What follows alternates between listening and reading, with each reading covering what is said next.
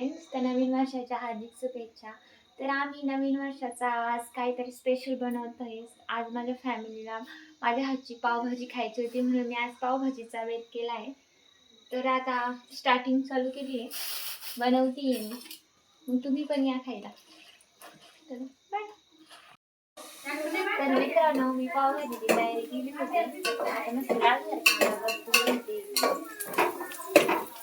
देवांच्या पप्पांना आजोबांना खूप पावभाजी आवडते म्हणून म्हटलं चला आज नवीन काहीतरी बनवूया.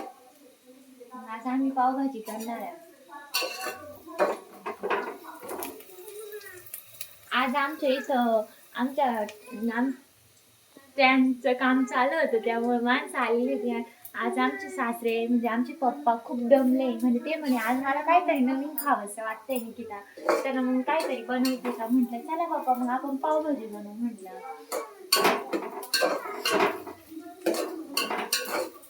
तर मग मी आज पावभाजी बनवणार आहे. One eternity later. तर मी आता पावभाजी बनवली आहे, बघा कशी झाली आहे. मस्त खूप सुंदर वास येतोय तिचा आता खमंग मस्त. आता मी त्याच्यावर थोडंसं गावरान तूप टाकणार आहे, कारण की बटरचा वापर मी अजिबात करत नाही. मला बटर चीज हे पहिले आवडतच नाही. मी आपलं सहज गावरान तूप यूज करत असते मित्रांनो. तर याच्यावर मी गावरान तूप पण टाकणार. थोड्या वेळ याला उकळून देते, त्यानंतर टाकते.